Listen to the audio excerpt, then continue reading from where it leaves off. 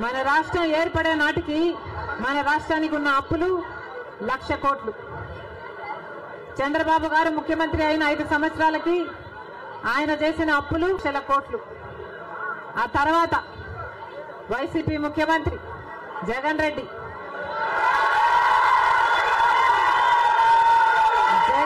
గారు చేసిన అప్పులు 3 లక్షల కోట్లకు పైన. మొత్తంగా ఈరోజు అప్పులు 6.5 లక్షల కోట్లు. రాష్ట్రానికి చెందిన అప్పులు, కార్పొరేషన్లకు చెందిన లోన్లు చెల్లించాల్సినవన్నీ కలుపుకుంటే 10 లక్షల కోట్ల అప్పుల భారం ఆంధ్ర రాష్ట్రం మీద ఉంది. మరి ఇంత అప్పులు చేశారే, ఇన్ని డబ్బులు తెచ్చారే, మరి రాష్ట్రంలో ఏదైనా అభివృద్ధి జరిగిందా అని భూతద్దం పెట్టి చూసినా ఎక్కడా కనిపించదు. రాజధాని ఉందా? రాజధాని కట్టగలిగారా? రాజధాని కట్టడానికి డబ్బులు లేవు. కనీసం ఒక మెట్రో అయినా ఉందా? ఆంధ్ర రాష్ట్రంలో ఒక్క మెట్రో అయినా ఉందా? విజయవాడలో కనీసం ఒక్క మెట్రో అయినా ఉందా? ఎక్కడా లేదు, కనిపించదు. 10 సంవత్సరాలలో కనీసం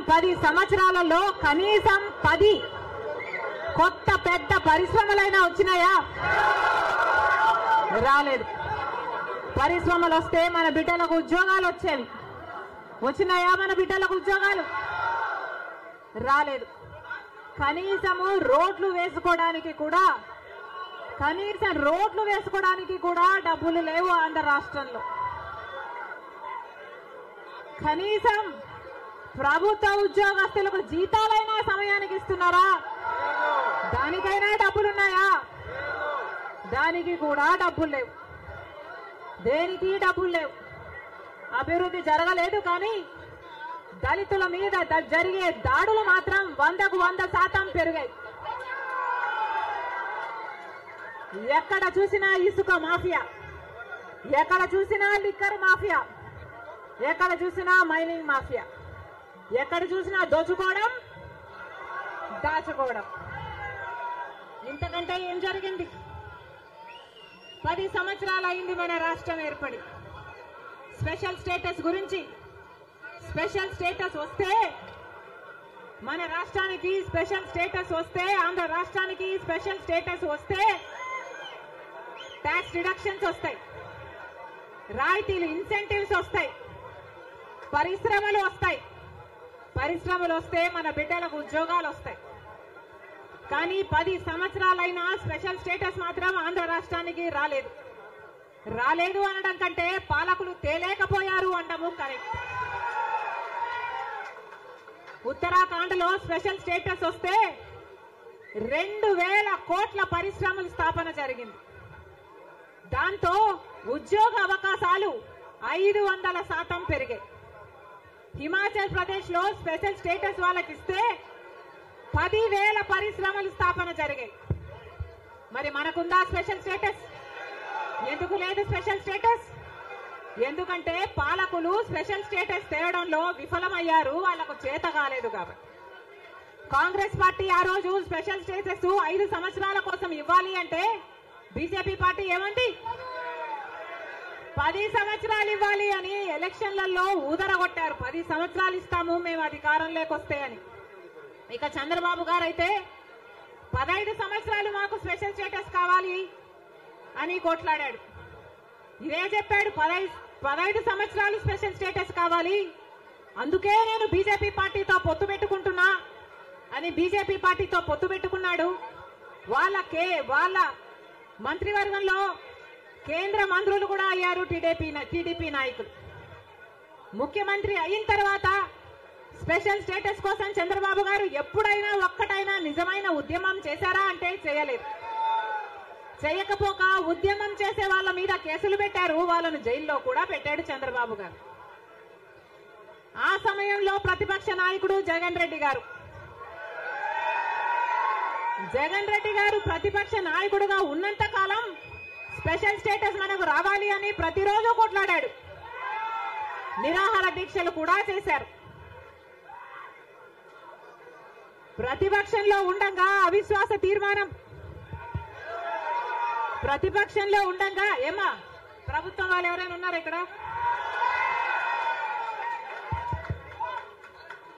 ప్రతిపక్షంలో ఉండగా జగన్ రెడ్డి గారు చెప్పిన మాట, మేము అవిశ్వాస తీర్మానం ప్రవేశపెడతాము, తెలుగుదేశం పార్టీ ఎంపీలు అందరూ కూడా మద్దతు ఇవ్వండి, మూకుమ్మడి రాజీనామాలు చేస్తే స్పెషల్ స్టేటస్ ఎందుకు రాదో చూస్తారన్నాడు జగన్ రెడ్డి. ఆఖరికి జగన్ రెడ్డి గారు ముఖ్యమంత్రి అయిన తర్వాత ఒక్కసారంటే ఒక్కసారైనా ఒక్కటైనా నిజమైన ఉద్యమం చేశాడా స్పెషల్ స్టేటస్ కోసం? స్వలాభం కోసం రాష్ట్ర ప్రయోజనాలను తాకట్టు పెట్టింది వైసీపీ. ఈ రోజు మనకు స్పెషల్ స్టేటస్ లేదు కదా, కనీసం ఒక ప్యాకేజ్ కూడా లేదు. ఉన్న ప్రభుత్వమైనా ప్రతిపక్షమైనా ఒక్కటంటే ఒక్క నిజమైన ఉద్యమం చేసింది లేదు. ఈ రోజు మనకు స్పెషల్ స్టేటస్ లేదు అంటే ఆ పాపం ముమ్మాటికి చంద్రబాబు గారిది, ముమ్మాటికి జగన్ రెడ్డి గారిది. స్వలాభం కోసం ఇద్దరు ప్రజల ప్రయోజనాలను తాకట్టు పెట్టారు. టీడీపీ అంతే, వైసీపీ అంతే, దొందే.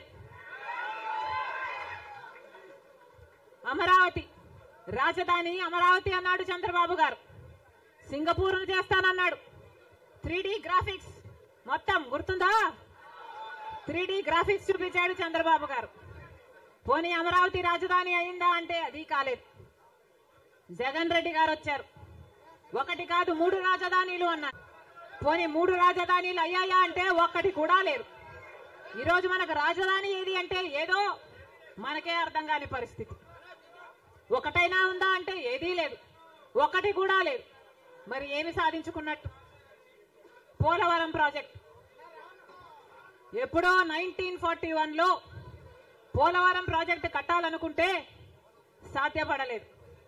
ఆఖరికి రాజశేఖర్ రెడ్డి గారు ముఖ్యమంత్రి అయిన 2004లో రాజశేఖర్ రెడ్డి గారు జలయజ్ఞంలో భాగంగా పోలవరం ప్రాజెక్టును స్థాపించడం జరిగింది. రాజశేఖర్ రెడ్డి గారు ముఖ్యమంత్రిగా ఉండగా పోలవరం ప్రాజెక్టు చెందిన కుడి ఎడమ కాలువల పనులు కూడా చాలా శాతం చేశారు రాజశేఖర్ రెడ్డి గారు. మన దురదృష్టం రాజశేఖర్ రెడ్డి గారు వెళ్లిపోయారు. ఆయన చనిపోయాక మళ్ళా పోలవరం ఒక్క అడుగు కూడా ముందుకు పడలేదు. చంద్రబాబు గారు పోలవరాన్ని తాకట్టు పెట్టారు బీజేపీ దోస్తీ కోసము. ఇటు జగన్ రెడ్డి గారు బీజేపీతో దోస్తీ కోసం పోలవరాన్ని తాకట్టు పెట్టారు. అంతేకాదు బీజేపీ అధికారంలో 10 సంవత్సరానికి 2 కోట్ల ఉద్యోగాలు ఇస్తామంది బీజేపీ పార్టీ. 10